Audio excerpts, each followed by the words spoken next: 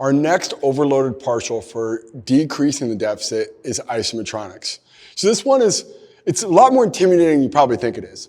Essentially what we're trying to do is overload a partial range and putting constraints on that, right? And we're trying to give some sort of stipulation to go up. And you're thinking about it from the context of, this is such a novel thing. I don't know what weight to use. I don't know what intensity to use. I struggle with what it is that I'm actually doing here.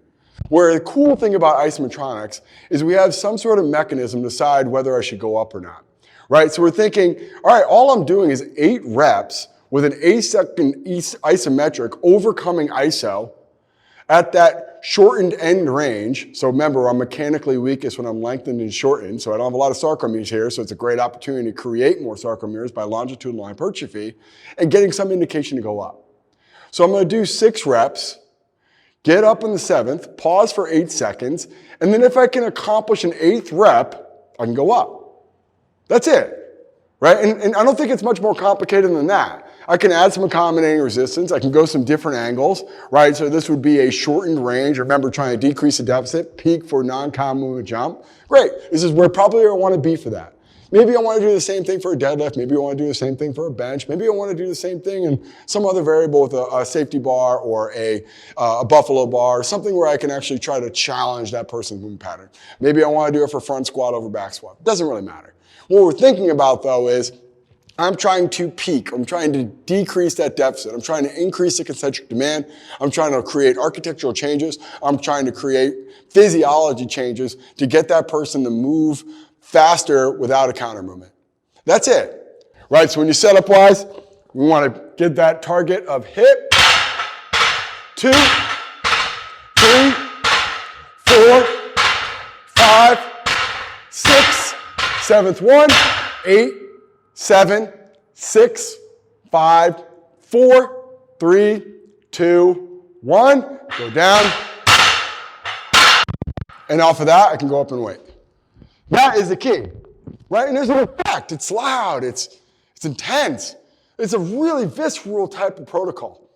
And what we want to do on this is think about this is going to parlay into what we want to accomplish on the field. Fast, violent, having intent. Thinking about, hey, I want to see this counter movement jump. Maybe we do a test retest by doing this and seeing the immediate impact. I guarantee if you do this protocol with super maximal weight and trying to get that full 8th rep and then going into a non-counter movement jump, you're going to see incredible results.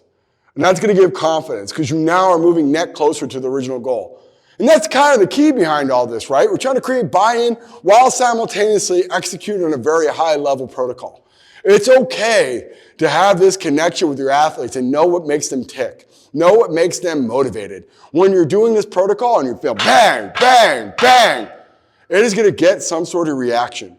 It's going to get a huge response from the athletes that aren't in that program. It's going to give some incentive, right? So when you're running a multi-level program and you have your seniors who are peaking for their senior year and it goes all the way down to that person on the last rack who's a freshman who's just kind of learning hang cleans and front squats and going through your program, you're going to have this effect. You keep working hard, we're going to have that opportunity to do that over the next 3 years. And that's the key. It's trying to sell your program while you're doing it. You're doing something in the great unknown, right? There's an element of they've never seen isometronics. They've never done it. You're trying to convince them that this is better than everything they've ever done before. We're trying to peak for something that they didn't even know was important until you told them it was. And then we have this visceral program that has an incredible response from not only your athletes, but everyone in the room. Man, it's a crazy program to think about, but keep it simple. Keep it simple. Just say get 8 reps. If the 7th rep, push it for 8 seconds and see if we can get that 8th rep. If we can, we're going up. And if they get that, you can have a lot of success with isometronics. And we can get this incredible concentric overload and demand. And we can get this incredible transfer to non-common jump, and you're taking on the field. Man, you're a linebacker, you make contact, and you drive through. How cool would that be if you'd be able to explain it just like that? So that's isometronics. That's an overloaded partial.